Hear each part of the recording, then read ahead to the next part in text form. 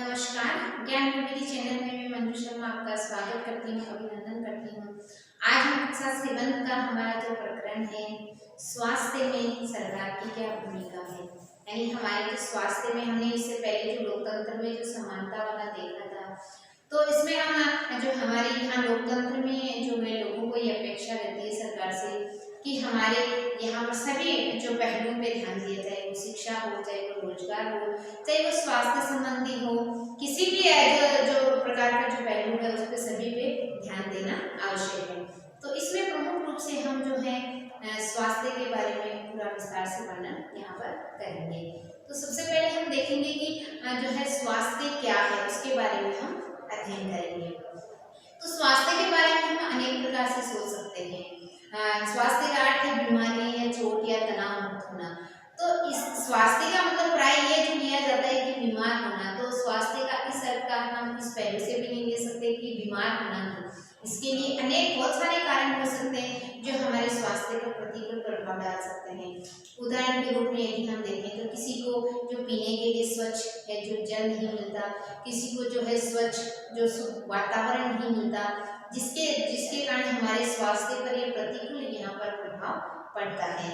हम जो है यदि हम इस को देखेंगे कि हम पूर्ण रूप से स्वस्थ रहें, तो यदि हम चिंताग्रस्त नहीं रहें यानी चिंता मुक्त रहें और हमेशा प्रसन्न रहें, तो ये हमारा स्वास्थ्य स्वस्थ रहता है।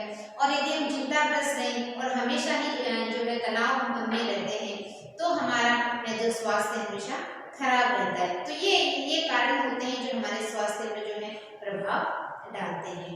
अब हम देखते हैं भारत की जो स्वास्थ्य सेवा यानी भारत में स्वास्थ्य सेवाएं किस प्रकार की हैं। भारत के संदर्भ में देखते हैं भारत में स्वास्थ्य सेवाएं। भारत में स्वास्थ्य के बारे में हम इसके दो पहलू समझेंगे, यानी दो स्तंभ आपके दे रखे हैं, दो प्रकार के पहलू हमें देखने को मिलते हैं। सबसे पहले हम जो पहला पहलू उसके बारे में चर्चा करते हैं। जैसे भारत में अधिकतर जो है सर्वाधिक जो चिकित्सा महाविद्यालय है, यानी सबसे ज्यादा जहाँ डॉक्टर तैयार किए जाते हैं वो हमारे भारत में विद्यमान है। सबसे ज्यादा प्रतिवर्ष हर जो साल है 30,000 जो नए डॉक्टर योग्यता प्राप्त करते हैं, यानी 30,000 जो नए हर साल जो डॉक्टर यहाँ पर बनते हैं। दूसरा यदि हम बात करें तो पिछले वर्षों में स्वास्थ्य सेवाओं में जो है काफी वृद्धि हुई है।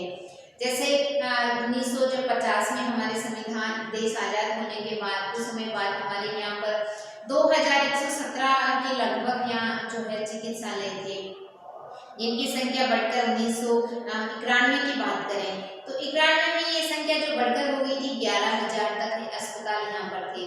और वर्तमान की कुछ सालों पहले की बात करें यानी 2017 तक की बात करें तो ये संख्या बढ़कर 23,583 हो गई है, यानी स्वास्थ्य सेवाओं में यहाँ पर वृद्धि हो गई है। यानी हम 1950 की यदि हम बात करें तो 1950 में लगभग 2,714 जो है अस्पताल थे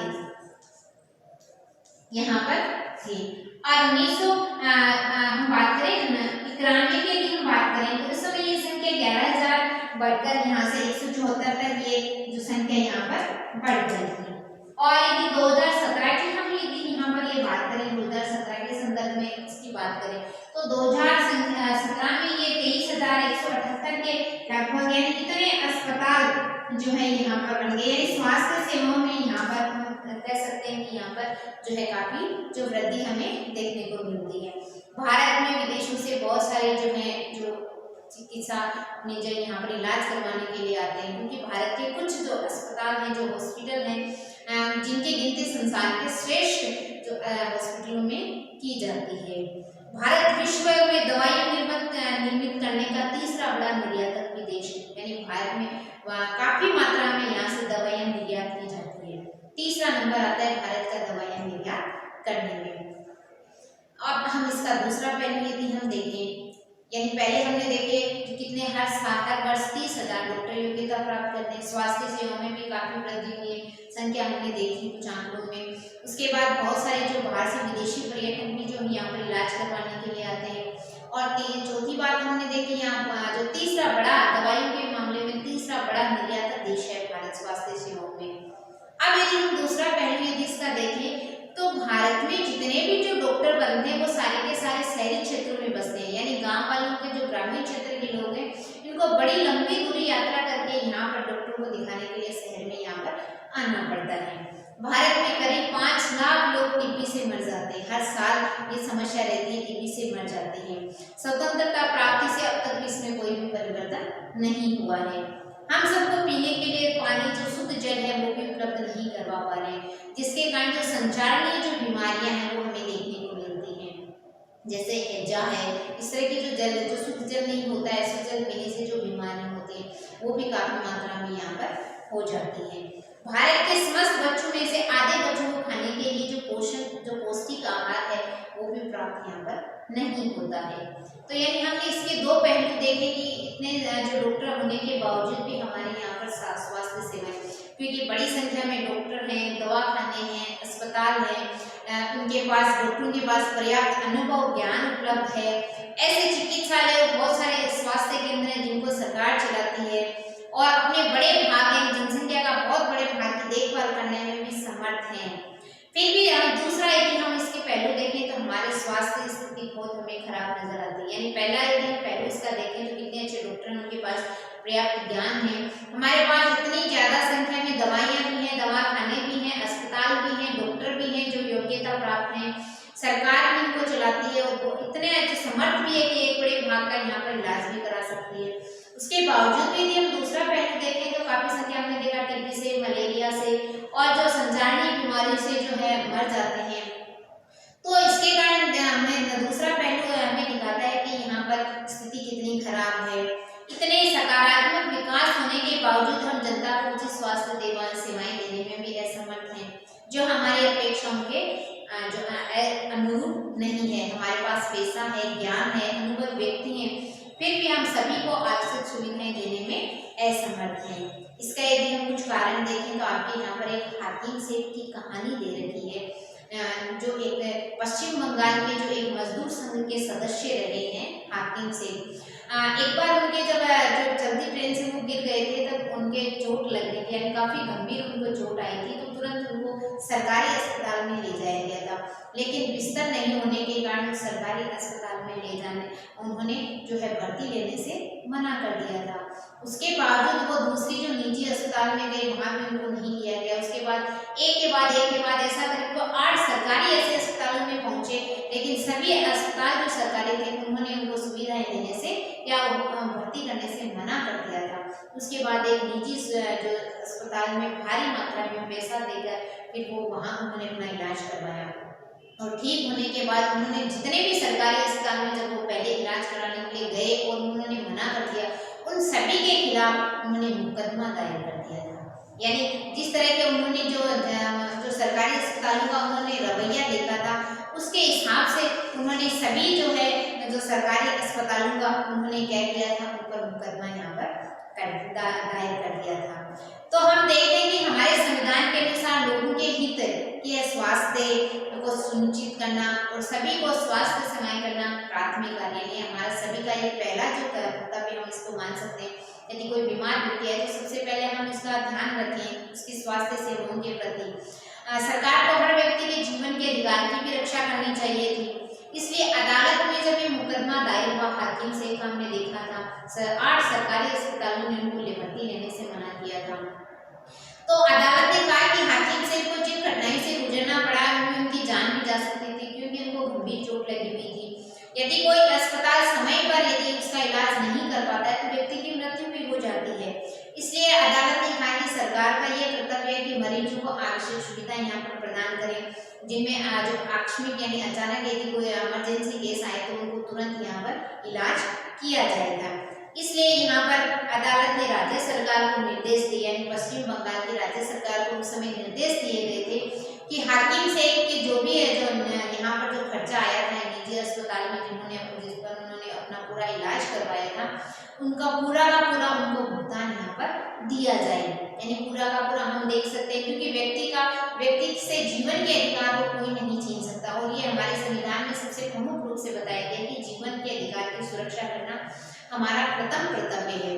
तो इसी के तहत ये सरकारी अस्पतालों ने जब मना कर दिया तो उन्होंने यहाँ पर इस पर मुकदमा दायर किया था और इस पर दो जो है यहाँ पर उन पे उन पर जो पैसा लगाया गया था उनको वापस भुगतान करने के लिए राज्य सरकार को बोला गया था। अब हम देखते हैं कि सरकार जो स्वास्थ्य सेवाएं हमें ये दो प्रकार की देखने को मिलती है। एक होती है जो निजी होती है और दूसरी होती है जो है सरकारी होती है, सार्वजनिक होती है। इनके बारे में देखते हैं। यानी स्वास्थ्य सेवाएं यदि हम देखें तो दो प्रकार की हमें देखने को मिलती है।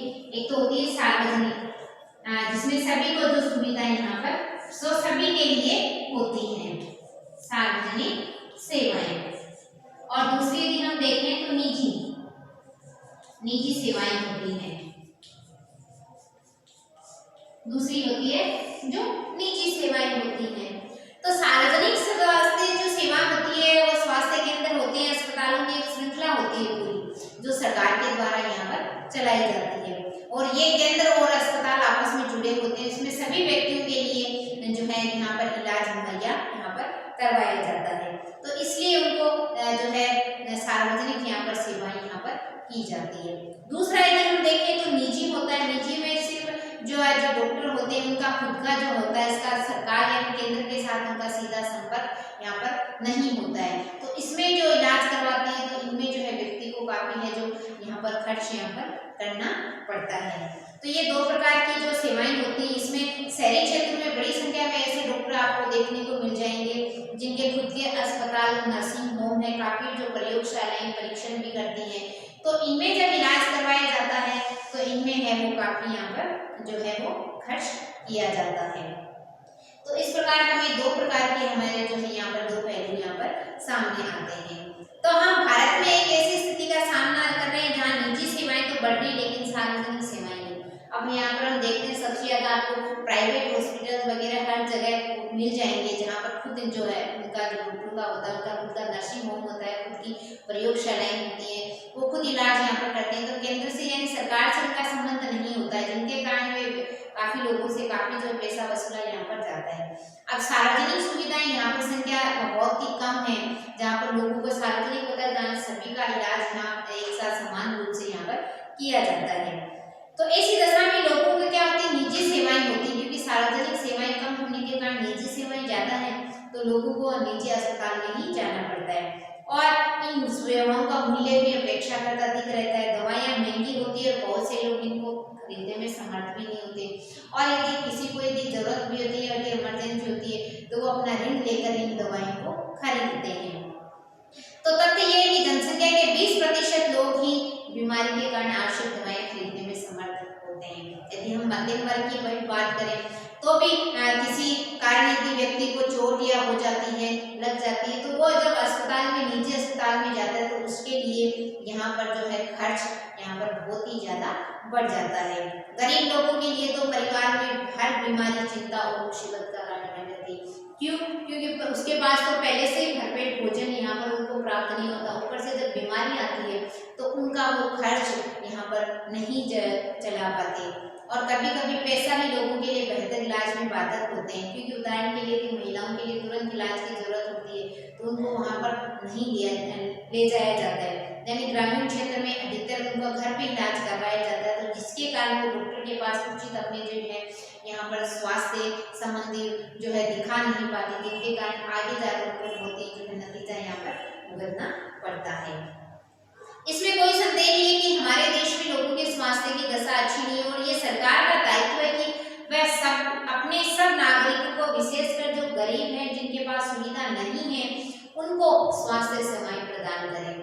फिर भी लोगों का स्वास्थ्य जितना आधारभूत सुविधा और सामाजिक स्थिति पर निर्भर रहता है उतना ही स्वास्थ्य सेवाओं पर भी निर्भर रहता है। इसलिए लोगों के स्वास्थ्य सेवाओं को बेहतर बनाने के लिए दोनों पक्षों पर ही कार्य करना चाहिए। इसके लिए यदि हम एक उदाहरण देखें, केरल का एक उदाहरण देते हैं। भारत का एक जो राज्य है केरल, तो 1996 में केरल राज्य ने कुछ महत्वपूर्ण परिवर्तन किए।